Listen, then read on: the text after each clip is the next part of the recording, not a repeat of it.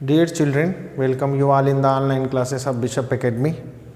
In the last class, we shall discuss about Gauss theorem and its proof.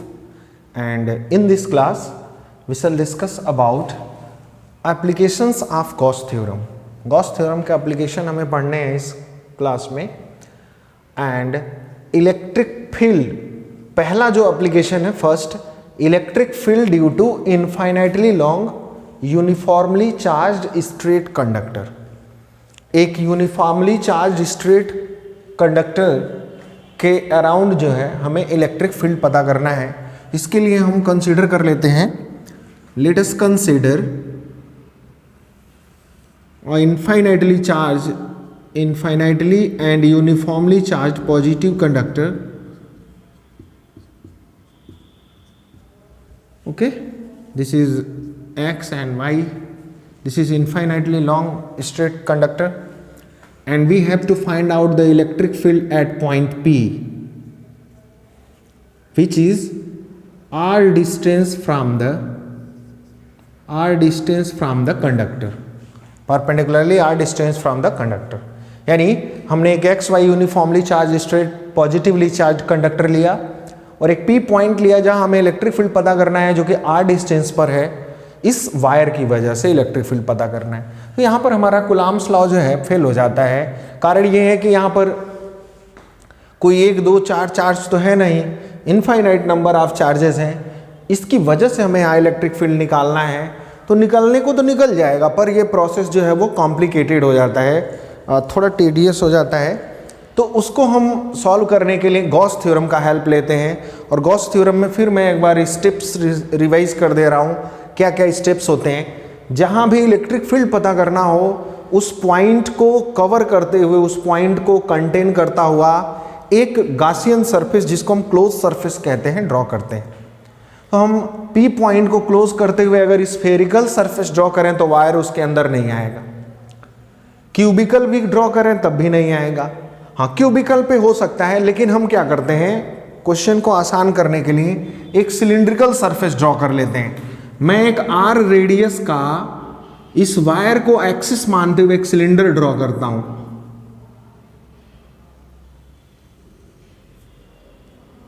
Are radius का cylinder हम draw कर रहे हैं. ये हमारा हो गया सिलेंडर.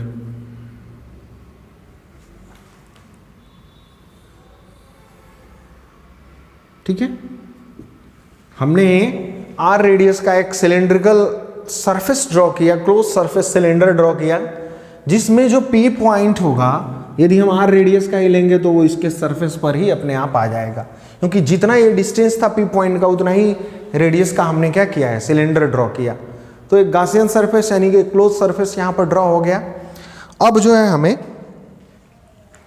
क्या करना है, एक स्मॉल सा सरफेस एरिया यहाँ पर चूज करना है, जिसको हम नाम देते हैं ds. ठीक है, अब हम देखें, अगर ये हमारे सारे के सारे पॉजिटिव चार्ज हैं तो इलेक्ट्रिक फील्ड जो होगा वो अवे फ्रॉम पॉजिटिव चार्ज होता है, मतलब ऊपर भी जाएगा. इलेक्ट्रिक फील्ड का डायरेक्शन इधर की तरफ होगा. और इस ds का अगर हम एरिया वेक्टर ड्रॉ करें, ds का एरिया वेक्टर एक कैप, वो भी हमारा क्या होगा, ऊपर की तरफ ही होगा. एरिया वेक्टर और इलेक्ट्रिक फील्ड वेक्टर दोनों के दोनों ही एक ही दिशा में आ जाइए. यहाँ पर भी एक फेस है हमारे पास, इस पर भी अगर हम एक स्मॉल सा एरिया वेक्टर एलिमेंट ds, इसको ds1 कहते हैं, हम इसको ds2 कह देते हैं, चूज करें, तो इस एरिया वेक्टर का जो डायरेक्शन होगा, आपको पता ही है फ्लैट फेस इस तरह का होता है, इसका जो एरिया वेक्टर होगा वो इधर की तरफ होगा. और इलेक्ट्रिक फील्ड पॉजिटिव चार्ज हैं सब, तो इनकी वजह से ऊपर की तरफ होगा. ठीक है, एरिया वेक्टर ऐसे फेस होगा ना इसका, तो एरिया वेक्टर आप जानते ही हो सरफेस के नॉर्मल होता है, तो इधर की तरफ होगा, जबकि electric field uniformly positive charge है तो ऊपर की तरफ होगा. सेम वे में इस सरफेस को हम अगर चूज कर लें ds3, तो इसका भी एरिया वेक्टर इस साइड में होगा और इलेक्ट्रिक फील्ड आपका अपवर्ड डायरेक्शन में होगा. यानी इलेक्ट्रिक फील्ड और एरिया वेक्टर के बीच यहाँ पर एंगल 90 है, यहाँ पर भी एंगल 90 है और यहाँ पर एरिया वेक्टर और इलेक्ट्रिक फील्ड के बीच का एंगल 0 डिग्री है। अब हम यूज़ करते हैं गॉस थ्योरम, लिखेंगे यहाँ पर using Gauss theorem. Gauss theorem क्या कहता है? Close surface integral of electric field is always equals to 1/ε0 times of net charge. Net charge. तो यहां से हम इसको सॉल्व करें। अब देखिए हमारे पास ये जो सरफेस है वो 3 तरह के सरफेस हैं। एक इधर फ्लैट सरफेस है, एक इधर फ्लैट सरफेस है और एक कर्व सरफेस है सिलेंड्रिकल का। तो कर्व सरफेस को हमने ds1 माना है, तो इस वाले इंटीग्रल को हम 3 पार्ट्स में ब्रेक कर देते हैं। एक हम यहां पर लिखते हैं close surface integral of E dot ds1। ये है सरफेस S1 के लिए, S1 है कर्व्ड सरफेस, प्लस दूसरा सरफेस हमारा फ्लैट है S2, उधर वाला फ्लैट सरफेस है, तो ये हमारा हो जाएगा close surface integral S2 is equals to E dot ds2 plus, मतलब ये जो सरफेस है हमारा, जो टोटल गॉसियन सरफेस है ना, उनमें 3 तरह के सरफेसेस हैं। एक कर्व सरफेस है, एक इधर फ्लैट सरफेस और एक इधर फ्लैट सरफेस। तो हमारा टोटल ये सरफेस इंटीग्रल है ना, तो ये तीनों पर ब्रेक हो जाएगा। पहले हमने ये कर्व सरफेस का ले लिया, ये एक फ्लैट सरफेस उधर का, और प्लस तीसरा वाला जो सरफेस है ये वाला फ्लैट, इसको हमने S3 नाम दिया है, S3E। अब आप सोच रहे होंगे इलेक्ट्रिक फील्ड हर जगह सेम रखा गया है, क्योंकि ये यूनिफॉर्मली चार्ज्ड आपका स्ट्रेट कंडक्टर है, इसलिए हमारा इलेक्ट्रिक फील्ड हर जगह क्या होगा, सेम होगा, बस सरफेस बदल जा रहे हैं। ds3 हो गया ये, equals to 1/ε0 times of the q net, net charge यहाँ पर। हाँ, एक चीज़ और यहाँ पर दिया हुआ है, जो सरफेस चार्ज डेंसिटी है हमारे वायर पर, जो लीनियर चार्ज डेंसिटी है, सॉरी लीनियर चार्ज डेंसिटी, वो लेमडा दे रखा है। Linear charge density of conductor equals to lambda, ये हमारा दे रखा है। और जो लेंथ है हमारे सिलेंडर का वो L, हमने L लेंथ का, चूंकि वायर इनफाइनाइट लेंथ का है तो इनफाइनाइट लेंथ तक काम तो सिलेंडर बनाएंगे नहीं, हमने जो है L लेंथ का सिलेंडर ले लिया है। चलिए यहाँ पर हम ब्रेक करते हैं इसको, EDS1 को। EDS1 इसको हम लिख सकते हैं whole integral S1 E into DS1 cos E into DS1। E और DS1 के बीच एंगल, E इधर ही है हमारा और DS1 का भी एरिया वेक्टर का डायरेक्शन उधर ही है, इनके बीच का एंगल हो गया 0 डिग्री, प्लस S2 के क्रॉस देखा जाए E डॉट डॉट नहीं, अब ब्रेक कर रहे हैं हम, E DS2 कॉस E और DS2 के बीच, DS2 का एरिया वेक्टर इधर है और इलेक्ट्रिक फील्ड इधर है, दोनों के बीच एंगल 90 डिग्री है, तो cos 90 हो जाएगा ये हमारा, प्लस DS3 इसके क्रॉस हो जाएगा E डॉट DS3, और यहाँ पर cos 90 डिग्री ये भी हो जाएगा DS3 में। देखिए एरिया वेक्टर इधर है, इलेक्ट्रिक फील्ड ऊपर है, दोनों के बीच एंगल 90 डिग्री।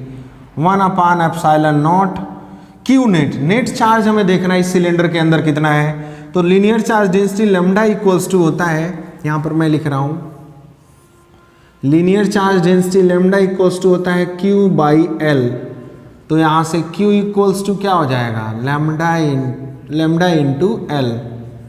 ये हमारा इस L लेंथ के अंदर, क्यूब के अंदर कितने चार्जेस होंगे, ये Q का वैल्यू यहाँ से पता चल जाएगा। तो इस क्यूब के अंदर जो हमारा टोटल चार्ज होगा वो हो जाएगा लैम्डा इंटू L, ये हमने पता कर लिया। अब आइए देखते हैं, cos 0 का वैल्यू 1 हो जाता है, E को हम कर लेते हैं बाहर इंटीग्रल से, और ये हमारा इंटीग्रल हो गया S1 DS1। यहाँ से E बाहर चला आया, cos 0 का वैल्यू 1 होता है और DS1 बस बच गया, प्लस ये cos 90 का वैल्यू 0 होता है, तो ये पूरा टर्म ही हमारा हो गया 0। यहाँ भी cos 90 का वैल्यू 0 होता है, तो पूरा टर्म हमारा हो गया 0 equals to left hand side में हमारे पास बचा हुआ है lambda L upon epsilon naught, ये हमारे पास बचा हुआ है। अब ds1 की बात करें तो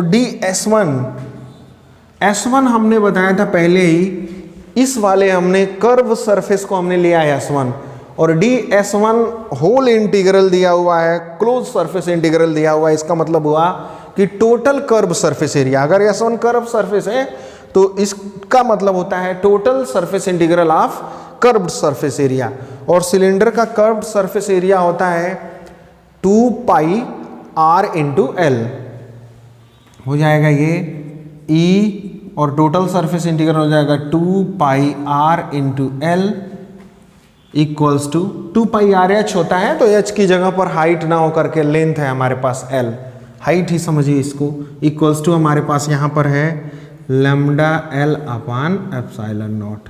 यहाँ से अगर हमें E को सब्जेक्ट करना है, एक L से L कैंसल आउट हो गया, यहाँ पर मिल गया हमें E equals to lambda upon 2 pi epsilon naught R,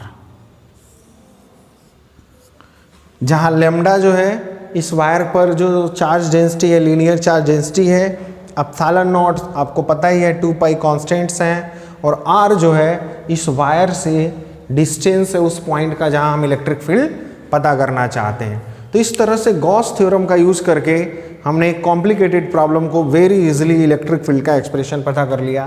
तो ये पहला हमारे पास एप्लीकेशन है जिसका एक्सप्रेशन इलेक्ट्रिक फील्ड का होता है lambda E equals to lambda upon 2 pi epsilon naught R। It's okay, so write down this in your notebook and revise it 2 or 3 times. Thank you. Have a nice day.